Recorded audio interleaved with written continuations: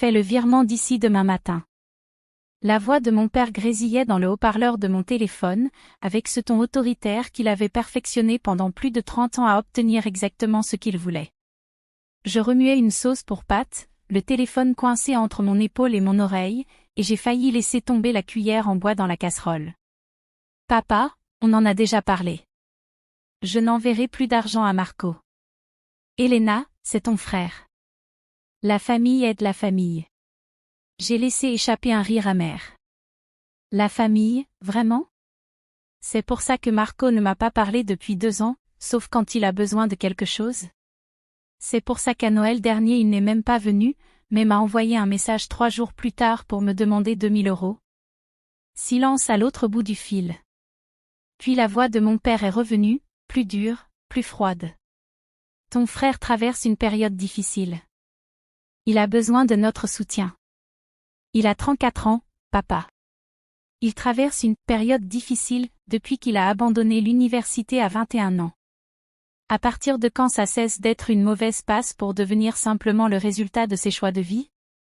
J'entendais mon père respirer lourdement. Je connaissais ce son. Il signifiait que je le poussais vers la limite, vers cette explosion qui me terrifiait quand j'étais enfant. Mais je n'étais plus une enfant. J'avais 32 ans, j'étais ingénieur logiciel dans un cabinet de conseil à Bruxelles, avec mon propre appartement que j'avais mis des années à acheter, et une colonne vertébrale que j'avais enfin appris à utiliser. Elena Maria Bergström, écoute-moi bien. Non, papa, toi écoute-moi. J'ai donné à Marco plus de 15 000 € ces 5 dernières années. 15 000. Et qu'en a-t-il fait? A-t-il terminé ses études? Monter une entreprise comme il le promettait? Consulter un thérapeute? Non. Il a dépensé l'argent Dieu sait où, probablement pour cette horrible petite amie et leur week-end à Ibiza, pendant que moi je mangeais des repas préparés à l'avance et que je sautais mes vacances. Il a eu des revers. Il est le revers. Ma voix a monté malgré moi. L'eau des pâtes débordait. J'ai baissé le feu, la main tremblante. Et tu sais ce qui est le pire? Tu ne me demandes jamais comment je vais.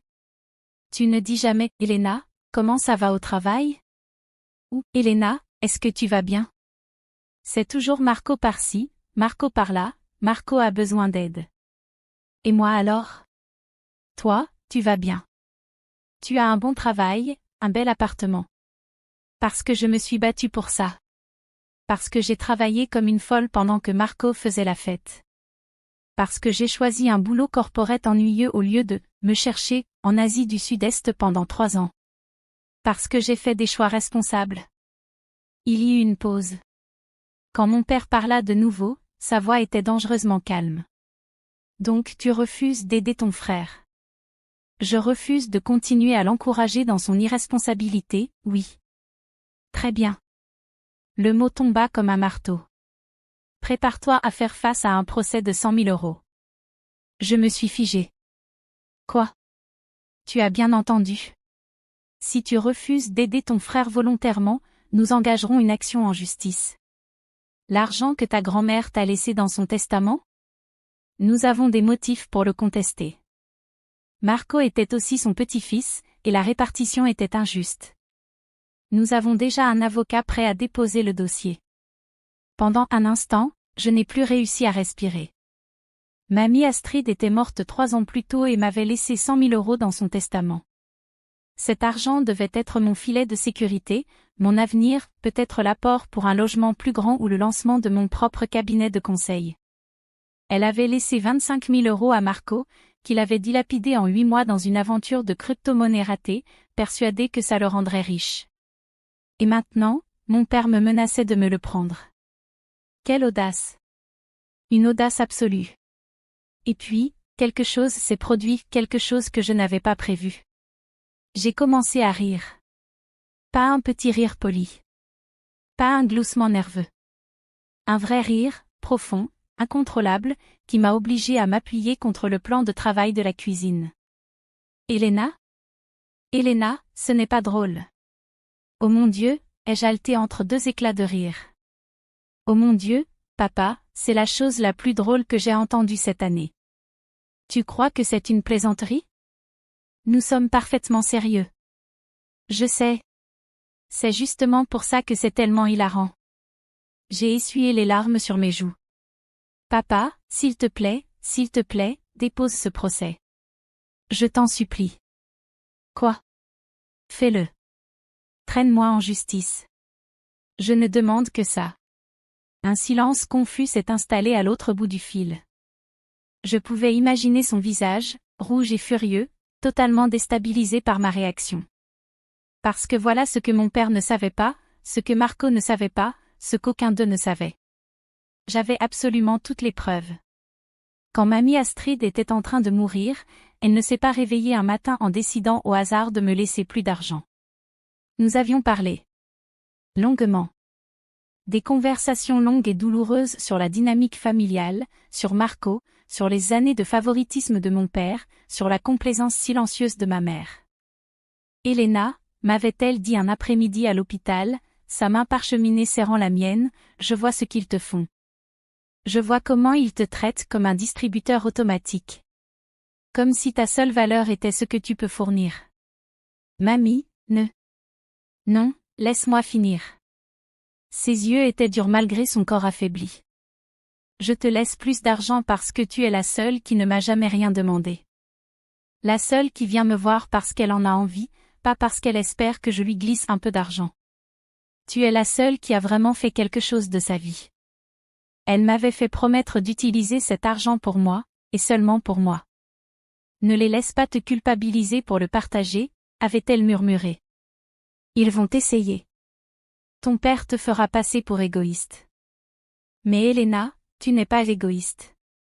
Tu es juste la seule qui ne l'est pas. Et elle avait tout documenté. Chaque conversation avec son avocat. Chaque raison derrière sa décision. Elle m'avait même écrit une lettre, notariée et signée par des témoins, expliquant clairement ses volontés. Son avocat avait conservé des copies de tout. Mais ce n'était pas tout. Au fil des années, j'avais gardé des preuves. Chaque fois que j'avais envoyé de l'argent à Marco, je lui avais fait signer un contrat de prêt.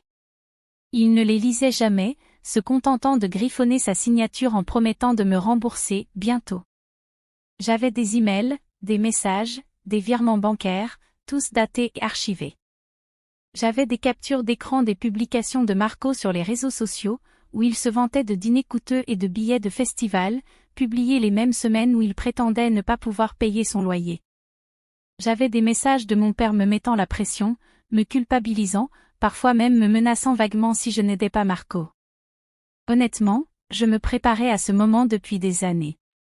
Une partie de moi avait toujours su que ça finirait ainsi. Que mon refus de continuer à jouer le jeu les pousserait, un jour, à montrer leur vrai visage. Elena, de quoi tu parles? La voix de mon père avait perdu de son assurance. Papa, sais-tu ce que mamie a dit à son avocat quand elle a rédigé son testament? As-tu la moindre idée de ce qu'elle a documenté? Silence. Elle lui a tout raconté. Le fait que Marco lui ait volé 3 000 € dans son sac après son AVC. Le fait que tu lui aies emprunté 20 000 € pour la « bonne opportunité commerciale » de Marco et que tu ne les aies jamais remboursés. Les années passées à te voir favoriser Marco, excuser Marco, protéger Marco, tout en attendant de moi que je me taise et que je sois la responsable de service. Elle était confuse vers la fin. Elle était parfaitement lucide, et son avocat en témoignera. Elle a même passé une évaluation cognitive complète précisément pour que personne ne puisse prétendre qu'elle n'était pas saine d'esprit. Tu sais pourquoi? Parce qu'elle savait que tu tenterais ce genre de choses. J'entendais la respiration de mon père s'accélérer. Et papa? J'ai tous les contrats de prêt que Marco a signés. Tous.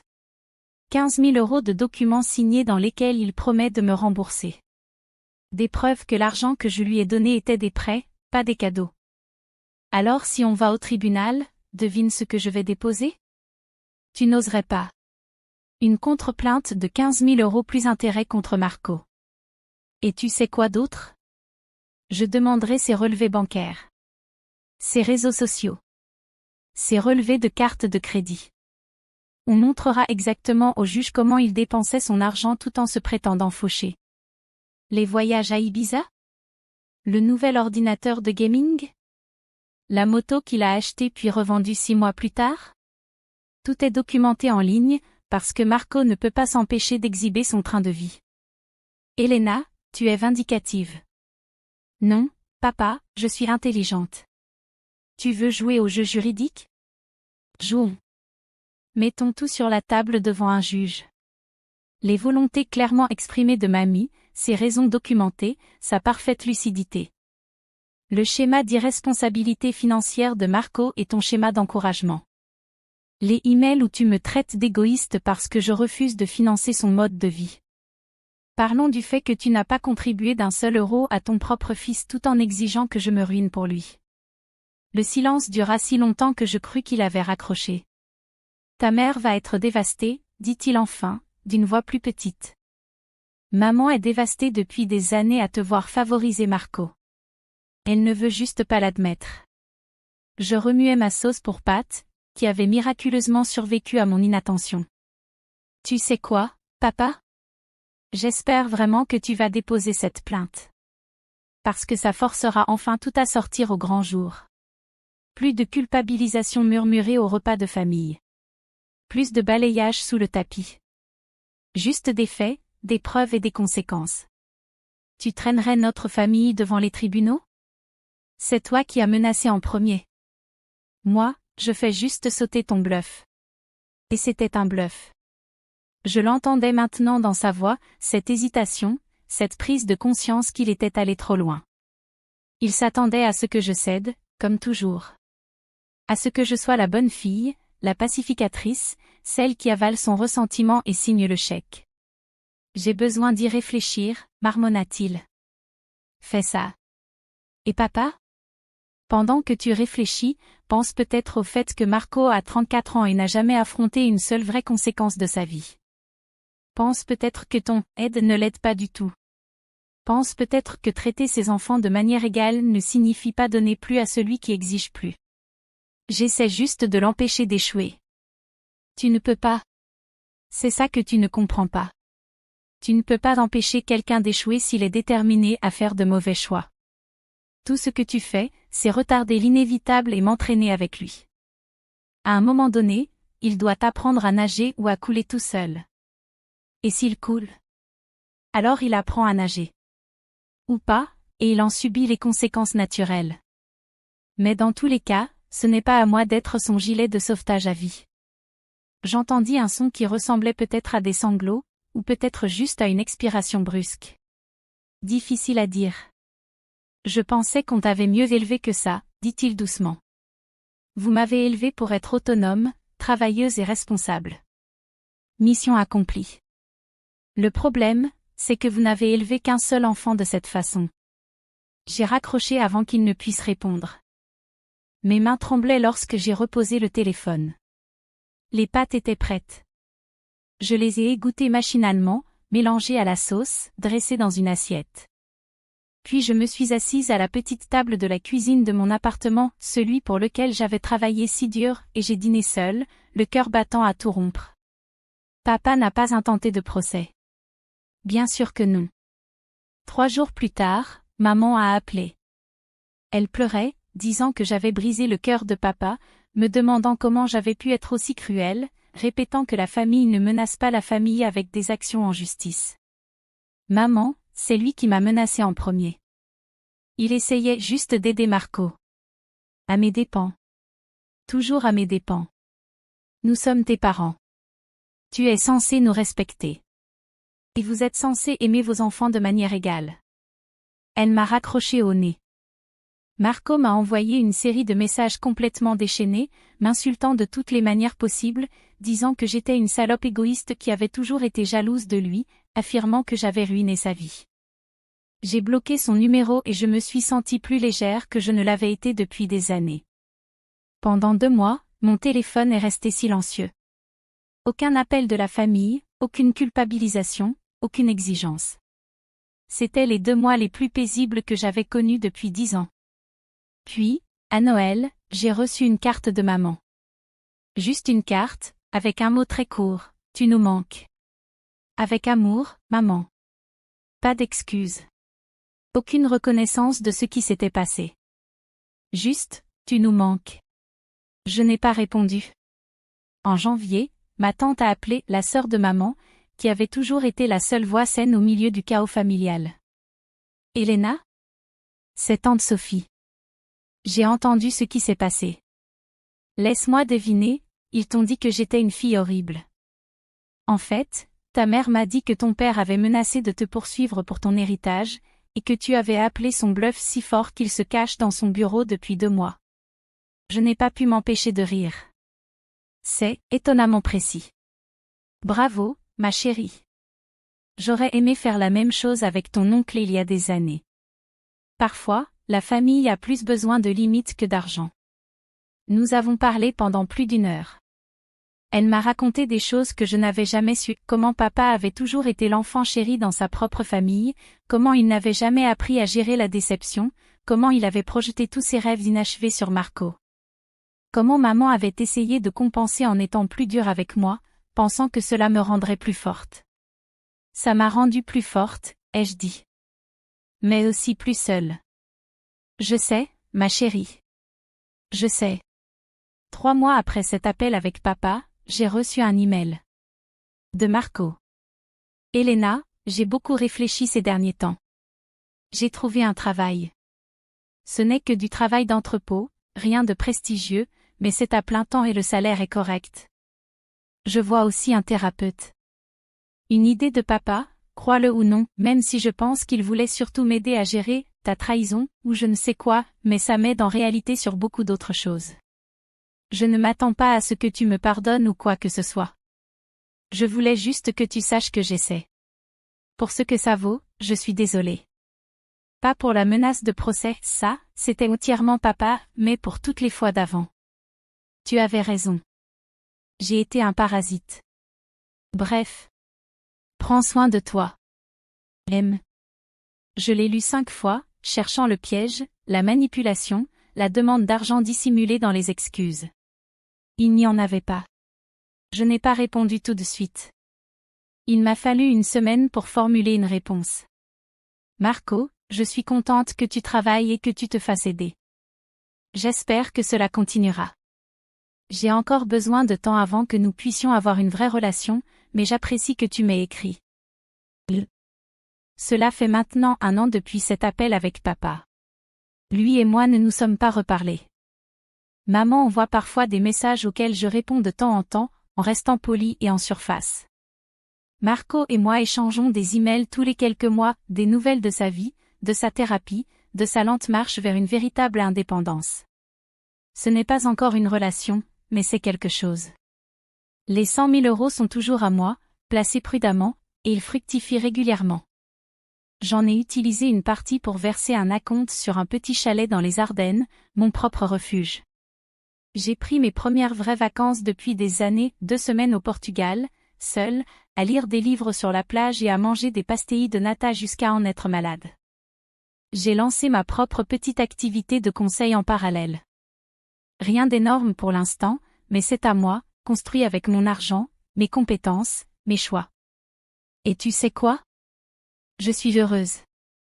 Vraiment, sincèrement heureuse, d'une manière que je n'avais pas connue depuis l'enfance, avant d'apprendre que mon rôle dans la famille était d'être la responsable, celle qui donne, celle qui répare. Parfois, je repense à la menace de papa, à la peur qu'il a dû ressentir quand il a compris que je m'étais réellement préparée à son pire scénario. À son choc de voir que la fille qui cédait toujours avait enfin des griffes. Mais le plus souvent, je pense à mamie Astrid, à son regard farouche dans cette chambre d'hôpital, à son murmure, « Ne les laisse pas te rapetisser, Elena. » Je ne suis plus petite, mamie. Je ne suis plus petite du tout. Et ce procès qu'ils ont menacé d'intenter? Celui qu'ils n'ont jamais déposé? C'était le plus beau cadeau qu'ils ne m'ont jamais fait, parce qu'il m'a enfin donné la permission de me libérer.